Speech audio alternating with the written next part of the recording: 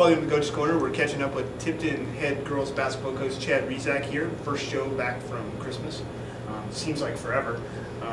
Christmas being, you had the blizzard and all that stuff. So anyway, let's recap the games we've had. Started out January 4th, the home win against Durant, 40-31. Followed that up. The very next night we had Washington come here. Lost 46-36. January 8th was the next game. Rival North Cedar came in, 37-30 loss. And then last Friday against West Liberty, another close loss, 40-36. It works kind of unfortunate. The home game stretch, the 6-7 game straight, is over now. It's unfortunate too. We had some close games. Let's start off with Durant. Durant got us down there. I know after that game I talked to you a little bit about just some things, and you were kind of, we're going to play better next time. And this time scoring 40 points, the defense held them to 31. The real story in that game is how you guys held their top two scorers. Yeah, you know, I really think that the first time we played Durant, we came out as you know, played really well, came out and built up an 18-3 lead, and just kind of, I think, you know, we let one kind of get away there, and part of that was because the Lilienthal girl scored 30 points in that game. We didn't do a very good job of recognizing her, and then the Botkins girl hit 3 threes in that game, I believe all in the second half, and you know, we made it a mission. We made it a a vow that we weren't going to allow those two girls to beat us the second time around, and so we came out in the triangle in two, and Rachel and Kara did a nice job on the Lilienthal girl and the Botkins girl, and held them to a combined total of 1 point. And we had several other girls, Taylor Murphy and Carson Grage, that also helped out on those girls on a rotation basis. But you know, coming out of Christmas break, that wasn't what we worked on the entire time. But it was certainly important for us to get off to the second season, so to speak, off to a good start. And we knew that if we were going to have an opportunity to win, we needed to be able to control those two girls. So triangle and two, something you could file away and maybe use down the road here as postseason gets.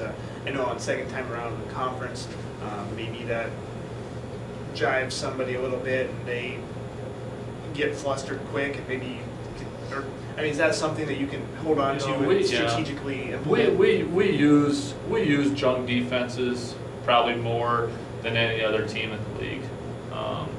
You know, I don't see everybody's other games or anything of that nature, but anytime I think that you can control another team's best player and not make her feel comfortable, it certainly can give you an advantage. And you know, it's the other thing is a lot of times coaches aren't going to spend a lot of time to prepare for that type of defense, and so it can give you an advantage there as well. But the girls played tremendous defense that night, and all the way around, the three girls that were in the triangle did a nice job of rebounding and stuff, and you know, we were able to build a little bit of a lead and hang on to that lead, and it certainly helped, you know, not putting them at the foul line and doing those types of things. But after the Christmas break, coming out and playing the way we did that night, it was certainly nice to see. Just to be clear, triangle and two is two people man-to-man, and the other three triangle kind of in the lane, right? In the lane, yep. And you know, their responsibility. You know, you certainly, you know, it's certainly a gamble in some situations, because you do.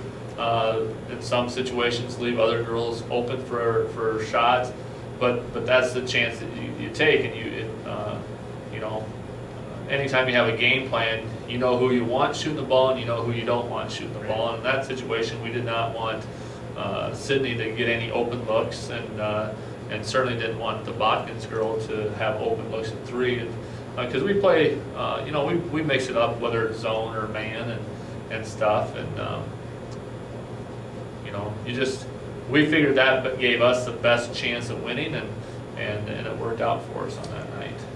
2 double-figure scores. Jill Coffrin had 16 points, 9 rebounds, 3 steals. Becky Gert, 10 points, 10 rebounds, 3 steals. That's a lot of steals for post players. And if I remember right, Durant had quite a few turnovers that game too. Yeah, you know, we did a lot of good things in terms of putting pressure on them and stuff. And when you play that type of defense, both Becky and Jill were in that zone, and it gives them more opportunities to anticipate. You know, their offensive numbers, we did a good job of feeding them the ball. I believe that I think they took 28 of our 52 shots that night. So they both got their share of touches inside, and you know, that's something that we had decided, you know, over break 2, that we needed to do a better job as a team feeding those 2 young ladies the ball down inside. If you probably would go through our shot chart on the entire season, you would see that most of our shots are taken within, you know, 15 feet of the basket. That's something that we just have to continue to work on, and has become better shooters, because we're certainly getting the shots that we like. Rachel Tishuk also had 4 points. And kind of a good all-around game. 7 rebounds, 4 assists, 3 steals. She's come on too. Yeah, you know, we moved Rachel to the point guard spot, and she's responded well in that situation. And she's, you know, we still like to see her take a few more shots and distribute the ball a little bit more, but she certainly has done a nice job of handling that situation. And you know, on the other side, Kara has done a nice job of moving from the point guard spot to the 2 guard or 3 guard spot. And you know, we just need to continue to have those girls interchange and work well together. We follow that up with not much rest. Washington comes in for 4 games, not 4 games against you guys, but 4 games, all the JV and stuff combined with the boys. Different Washington team coming in. Normally, I mean, they're putting up a lot more points, and it was physical, but it wasn't, I don't know how to describe it, it just wasn't a typical Washington team. No, they're much more guard, perimeter dominated team. Don't have that big post player inside that they've had in the past. And so, you know, didn't know a whole lot about them. Had talked to a few coaches.